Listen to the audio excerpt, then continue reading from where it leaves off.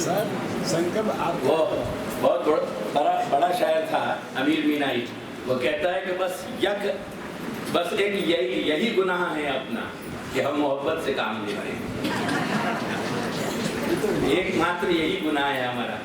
महाप्राण का संकल्प है वो आप में बैठे। गालिब के समय का शायर था ये अमीर मीनाई। और उसकी एक जो बहुत प्रसिद्ध गज़ल इसने जगजीत सिंह ने गाई है, आहिस्ता आहिस्ता, वो एक गज़ल के अंतिम शेर पर उसका जो मक्ता कहा जाता है, गज़ल का पहला शेर मतला कहा जाता है और गज़ल का अंतिम शेर मक्ता कहा जाता है। उसके मक्ते में वो कहता है कि वो बेदर्दी से सर काटें और मैं कहूँ उनसे जनाब आहिस्ता आहिस्ता, हुजूर आहिस्ता आहिस्ता। वो इसलिए नहीं कि तुम मेरे सर को आहिस्ता से काटो, पर इसलिए कि काटते काटते तुम्हारे हाथ में कहीं तकलीफ ना हो जाए। तो वो गालिब कहता है कि इस एक शेर पर मेरा पूरा दीवान तुझे दे देता हूँ। दीवान यानी संकलन, संग्रह। तो कहते हैं मैं अपना पूरा दीवान तुझे दे देता हूँ।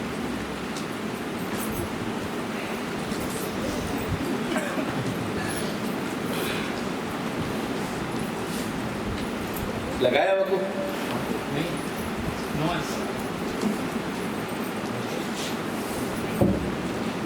मेरे कहाँ मेरे नहीं दिखे को ना ये एक कॉपी वगैरह निकलनी यार ये जरूरी है।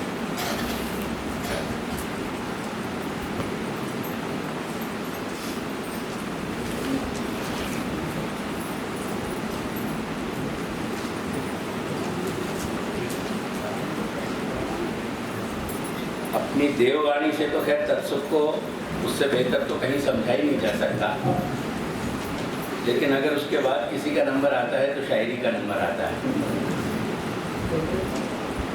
और कुछ गहराइयाँ इमोशंस की उससे जो समझ आती हैं वो अन्य तो नहीं आती हैं शायद को।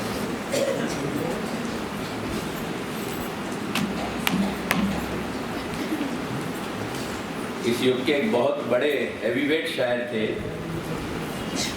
जो इस युग के एक तरीके से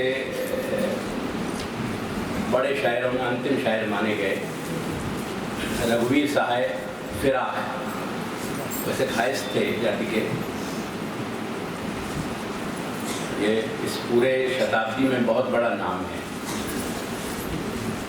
मैं 16-17 वर्ष का था तो वहाँ दिल्ली में वकील साहब थे जो उनके मित्र थे और वो मुझसे बड़ा पुत्रवत प्रेम रखते थे। पूरी कहानी लंबी है जरा। तो वो मुझे एक बार फिराक साहब के पास ले गए थे। वो वाकया मुझे आज भी याद है क्योंकि मैं अपने जीवन की एक बड़ी घटना मानता हूँ उसे। इतना हैवीवेट शायर थे, तो बड़े लंबे कद के थे वो और अक्सर धोती और वो एक नीची पठानी कमीज जो नीचे लंबी तक गेंडू से भी नीचे तक आती थी वो पहना करते थे। तो उन्होंने कहा कि ये भी शायरी में कुछ नुक्ताचीनी कर लेते हैं वकील साहब ने। फिर उन्होंने पूछा कि बेटे कुछ लिखते हैं आप, सुनाइए फिराक साहब ने। तो उन दिनों शुरुआत के उस फेज में एक शेर लिखा था, एक जिक्र था जो उनसे कर डाला, एक जिक्र था जो उनसे कर डाला, एक जिक्र है जो दफन है आज भी मेरे सीने में। तो बैठे बैठे बड़े एकदम 30 के मारे खड़े हो गए मियाँ उम्र बहुत छोटी है लेकिन 30 बहुत रखते हो, कसक बहुत रखते हो।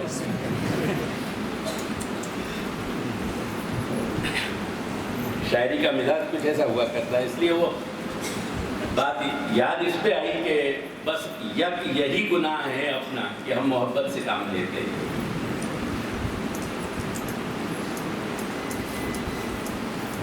कृपा है। नाम दिए इसे नाम दिए। आप अपने ढंग से कह लीजिए, मैं इसे गुनाह इसलिए मानता हूँ कि इसकी सजा हमेशा पाता रहता हूँ।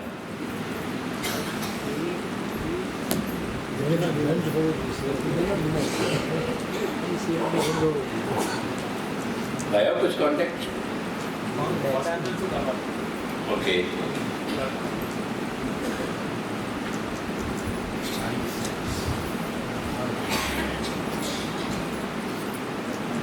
चिन्तासन्दानहन्तारो यत्पादाम्बुजरेणवः श्रेयानन्दान् निजाचार्यान् प्रणमामि मुहुर्मुहुः यदनुग्रहतो जन्तुः सर्वदुःखाधिको भवेत् तमहं सर्वदा वन्दे श्रीमद्वल्लभनन्दनम् अज्ञाननिर्यान्तस्य ज्ञानाञ्जनशलाकया चक्षुरुन्मीलितं येन तस्मै श्रीगुरवे नमः नमामि हृदये शेषे लीलाश्रीराभिषायिनं लक्ष्मीसहस्रलीलाभि देव्यं मङ्गलानिधिं चतुर्विंशः षड्भिर्विराजते योऽसौ पञ्चदारगणेन यस्य दर्शनमात्रेण भवेन्नेत्रोत्सवोर्णां सदानन्दस्वरूपं तं वन्देह्यं मनोहरं निःसृत्येर्मुखाम्भोजा दर्शनं भवेत् पथसन्दर्शनं भक्त्या वन्देह्यं मनोहरम् अविद्यारूपसंस्थाये विद्याप्रबोधनं श्रीराम गुरुपादानां पादरेणुप्रसीदतु बुद्धिप्रेरक कृष्णस्य पादपद्मं प्रसीदतु ध्यानासमर्थ जीवानां अस्माकं सर्वदा स्वतः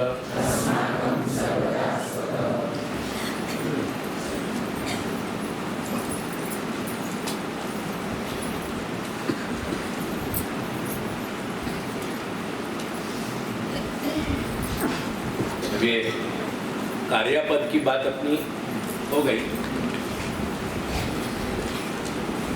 वाक्य अंदर रहे हुए मैं मानूं कि आवश्यक जो पद है, अर्थ है वाक्य, वो आवश्यक अर्थ जो कर्ता से जुड़ रहे हुए, वो बात भी अपने ध्यान में आनी चाहिए।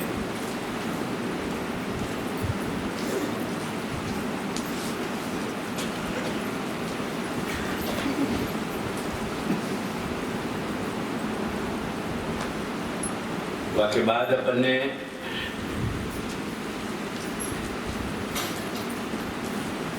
अगर सेवा अपने बीज भावगत है वर्ण के कारण, तो एक तो सेवा में कहीं काल कर्म को कोई प्रतिबंधकता नहीं है, ये भी अपन ने देख लिया।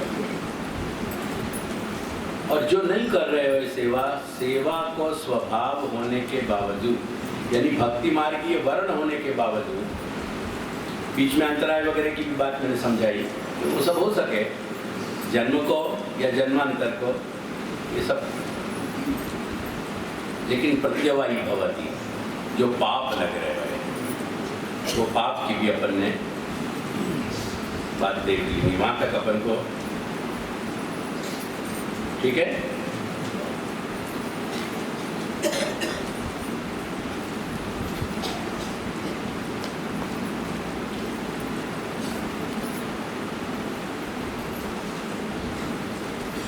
देखो यह बात को श्री गोसाई बाबा आगे समझा रहे हैं कि साच फल रूपा साधन रूपा, तो सेवा की दो अवस्था बताएं। ये सिनॉप्सिस दे रहे हूँ अब मैं पूरे ग्रंथ की, मेरी अपनी दृष्टि से जहाँ जहाँ जाके हाइलाइट्स हैं उनके साथ आपको स्मरण होए, तो ऐसा ही एक सत्र मैंने यमुनाष्टक पे किया था आपके सीके खड़ाई का में, और वहाँ मैंने श्री यमुनाष्टक को अपने ढंग से समझाया। तो मैं समझू आपको सारा रिकॉर्ड है। उस बात की एक स्कीम जो है ये, या के साथ जो भी मैंने आज सवेरे और ये सिनॉप्सिस की बात करी, वो सब पासा अपन लेंगे, पर या को बंदे क्या हैं। तो साच फल रूपा साधन रूपा चाहते, ये श्री प्रभु चरण के वचन हैं। यानी वो फल रूपा भी है और साधन रूपा भी है। वो साधन और फल पृथक नहीं है। जहाँ भी साधन अलग हो जाएगा और फल अलग हो जाएगा, ऐसी कोई भी कृति पुरुषार्थ नहीं बनेगी। और वह में भी स्वतंत्र पुरुषार्थ, ये स्वतंत्र पुरुषार्थ याद ये है कि अधम कक्षा में यदि क्रिया रूप भी हो रहे हो कुछ, तो वो भी कहीं ना कहीं फल से जुड़ जाएगा। तो वो फल से जुड़ जाए, मेरी बात समझ में आ रही है? अगर क्रिया रूपी है, मैं बाकी कैटेगरिकली भी आगे आ रहे हूँ, समझा रहे हूँ बात को। केवल क्रिया रूप ऐसा है कि पुष्टि के शुद्ध और विशुद्ध रूप, ठीक है। पुष्टि भक्तन के आगे एक शुद्ध पुष्टि भक्त और मिश्र में 3 भाग आए। श्री महाप्रभु ने जो समझाए अपन को, वहां में जो प्रवाह कोटि है, वो प्रवाह कोटि जो है वो अधम कोटि है। वही में एक कनिष्ठ कोटि भी रही है, पर ये प्रवाह, ये मैं अधम कोटि की बात कर रहे हैं। तो वो मैंने अभी वो चीज़ बनाई है, अभी वो बापू लास्ट वो प्रोजेक्ट करेगा जब मैं अपन ने 4 कोटि देनी है।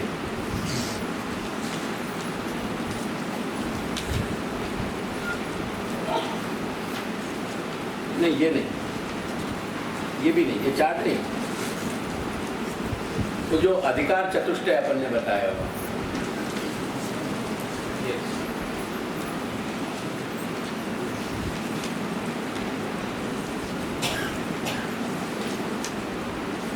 देखो मैंने हमें सामान्य निर्देश के शायद समझ के पढ़ने में आ रहे हो कि नहीं, आई डोंट नो, याद है कि नहीं है याद तरफ। या को पढ़ के सुनाओ एक स्पीकर पे, माइक रखे हुए एडिशनल मेरे तो पीछे है ना, यानी मैं पढ़ नहीं पा रही, नहीं तो मैं पढ़ के सुनाता हूँ।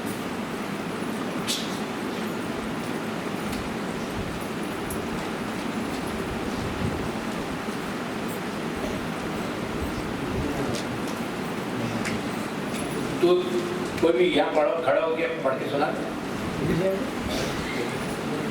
वो प्रोजेक्शन दिखेगा ना वहां से, तू सुना दे।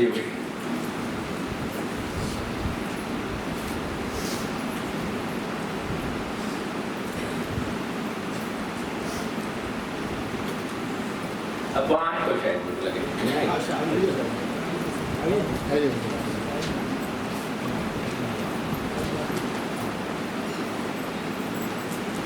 उत्तम अधिकार का ध्यान से सुनियो। हाँ, ये अभी तुम्हारे यही सब तैयार करके लाया हमने, क्योंकि इतनी डिटेलिंग आती नहीं। हाँ, सेवा करता जीव का स्वरूप ज्ञान, पर ब्रह्म महात्म्य ज्ञान, श्री कृष्ण में अनन्य रति, तद अनुकूल क्रिया, इस स्वरूप योग्यता के चतुष्टय से उत्तम अधिकारिता। 4 बात आई, ध्यान है। फिर एक बात समझ लो, एक फलमुख अधिकारिता है, वो उत्तम श्रेणी गई, सर्वश्रेणी। बाकी बाद उत्तम श्रेणी आई, मध्यम श्रेणी आई, कनिष्ठ आई और अधम आई। यानी मैं फलमुखाधिकार की बात करूंगा अभी, पर यहाँ जो उत्तम अधिकारिता दिखाई है बाकी 4 पासा। कौन कौन से? सेवा करता जीव का, सेवा करता स्वरूप व्यक्ति को अपनो आत्मबोध होना, आत्मपरिचय होना, जहाँ में आवश्यक अर्थ वाक्य विशेषण के रूप में जुड़े हुए हो। जैसे एक प्राणी में मनुष्यत्व जो सवेरे चर्चा भाई, और दूसरा सेवकत्व यानी गर्भदासत्व, वाको अपने गर्भदास होने को बोध होए। तीसरा दूसरा परब्रह्म महात्म्य ज्ञान, मतलब वही अवश्य नहीं, महात्म्य ज्ञान वो श्री प्रभु के स्वरूप को महात्म्य ज्ञान हुआ, परब्रह्म महात्म्य। हाँ, परब्रह्म। और तीसरा श्री कृष्ण में अनन्य रति, अनन्य रति, ये ख्याल है ना? और तद अनुकूल क्रिया। और ये तीनों गुणन के अनुरूप क्रिया, वहां तीनों इंक्लूसिव होंगी। पहले जो 3 आ गए वो तीनों के अनुकूल, यानी हमारा जो आत्मपरिचय है आवश्यक अर्थ के साथ, महात्म ज्ञान है, और श्री कृष्ण में अनन्यता। देखो ये अनन्यता के विषय के एक ब्रह्मसूत्र को और समझ लो।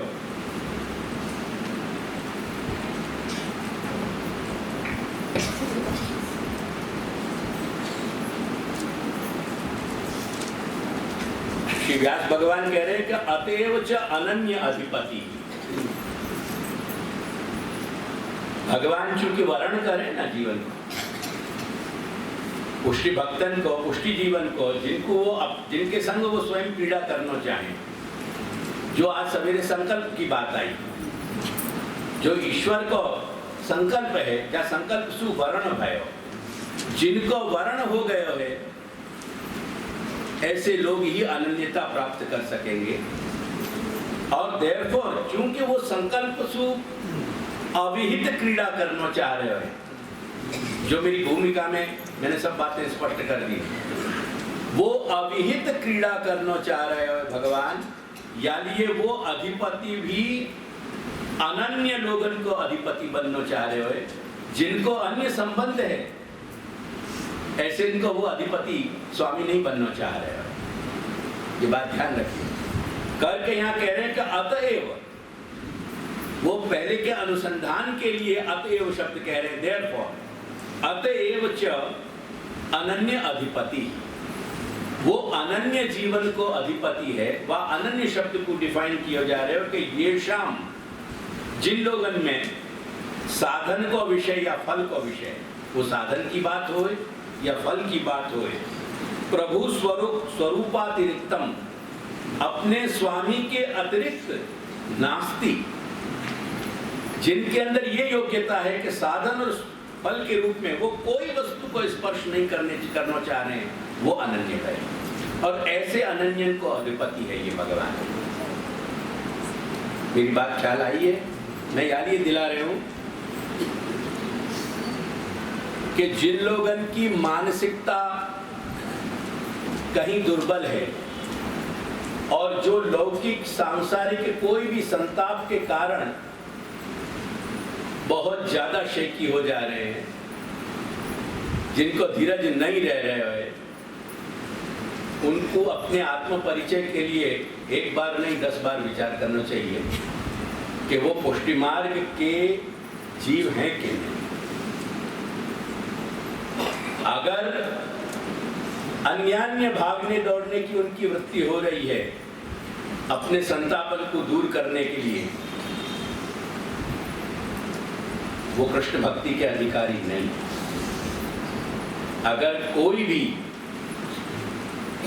अन्य देव के आश्रय से या यंत्र तंत्र मंत्र के साध्य जो है आश्रय से वो कुछ भी अपने संताप को या सांसारिक विघ्न बाधान को दूर करना चाह रहे हैं, तो ऐसे लोग पुष्टि भक्ति के अधिकारी नहीं बन रहे हैं। ये बात तुम्हारे सर्वत्र समाज में यहाँ व्याप्त है। एक बात समझियो, जन्माक्षर के अंतर्गत ग्रह गति होना या ग्रह गति पे दृष्टि डालनी बुरी बात नहीं है, लेकिन ग्रह को अपना कष्ट निवारक मान लेना, अपने प्रभु को स्वामी को दर्जा दे लेना, ये बिल्कुल वही बात है कि अपने समर्थ पति के होते भय भी हम घर के दरवाजे पे खड़े होकर गली या कूचा या दरवाजा रास्ता से निकलते भय हर पुरुष को अपना प्रिय मानना शुरू कर दें। ये बिल्कुल वह जैसी स्थिति बनेगी। मेरी बात ख्याल आ रही है? પ્રશ્ન થાય છે મને કે આ અન્યતા તો હોવા છતાં ઈશ્વર પર આવ્યા પછી અન્યમાં એક ખેંચાઈ ગયા, દોરાઈ ગયા, તેમ શ્રી મહાપ્રભુજી પ્રગટ થયા અને અન્યતાને જીવિત કરી, એમ સમર્થ ગુરુની સન્નિધિથી આ अन्यता जती रही અને अन्यता बनी रही। देखो मैं एक बात आपको समझाऊं यहाँ में घनश्याम भाई के,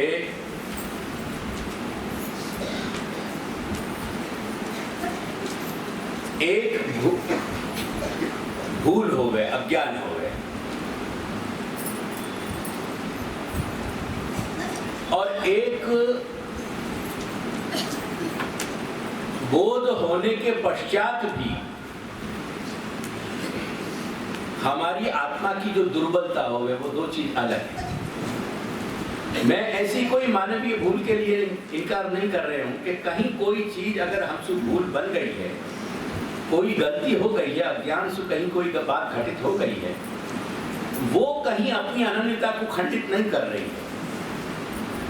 लेकिन जब हमको कोई विषय को परिचय हो गया है, हम कोई बात को जान गए हैं, हम कोई बात को जान चुके हैं, लेकिन हमारे आत्मा में दुर्बलता अभी भी इतनी है कि वह दुर्बलता के या सांसारिक मोह के वश होकर, सांसारिक जो संसार को की पकड़ है हमारे ऊपर, वो बहुत ज्यादा गहरी बन रही है, वो ज्यादा बहुत मजबूत हो गई है। सांसारिक आवेश के तहत हम बहते चले जाएं, जैसे कोई व्यक्ति का पांव फिसल जाए कहीं, या भूल चूक होकर के कहीं वो प्रवाह में कहीं गिर जाए, वो वाको पाप नहीं है, वो वाकी भूल नहीं है। लेकिन वाको जब बचाने को कोई माध्यम, वाको डोर, कोई बड़ी रस्सी डाल देनी हो, कोई सांकड़ हाथ में आ जाए, या कोई व्यक्ति हाथ पकड़ के वाको हाथ पकड़ ले और फिर भी वो छुड़ा करके प्रवाह में अगर पड़ता हो, तो वो क्षम्य नहीं है। मैं वाकी बात कर रहा हूं। यानी ये अनन्यता के संदर्भ में हमको याद रखना है कि हमारे अंदर, देखो एक सबसे बड़ी बात क्या है, ये बात मैं आगे की ग्रंथन के संदर्भ में भी करूंगा जब मैं थोड़ी थोड़ी समारी बताऊंगा। चतुश्लोकी में यही समझाया श्री महाप्रभु ने। चतुश्लोकी क्या है? चतुश्लोकी एक पुष्टिमार्गीय जीव चैतन्य की क्या मानसिकता होनी चाहिए, वह को माइंडसेट क्या होना चाहिए, या को ही निरूपण किया गया। वो पुरुषार्थ मतलब मानस है। एक पुष्टिमार्गीय व्यक्ति को चिंतन कैसे होना चाहिए, वह को मानस कैसे होना चाहिए, वो मानस की बात है। मैं चतुश्लोकी को जब संदर्भ आएगा, जब मैं फिर समझाऊंगा ये बात, क्योंकि अगर आप अपनी दुनिया में एक पुष्टिमार्गीय मानस को यदि सुदृढ़ नहीं बनाओगे, अगर वह को विकसित नहीं करोगे वो माइंडसेट, तो हम भक्ति मार्ग पे या शरण मार्ग पे कहीं नहीं चल सकेंगे। यानी भक्ति मार्ग पे चलने की एक मानसिकता है। ये छोटे छोटे हमारे क्षुद्र जो स्खलन है, क्षुद्र बातन पे जो हम फिसल रहे हैं, यही हमारी मानसिकता को कहीं तकलीफ में ला रहे हैं। और मैं पुनः ये स्मरण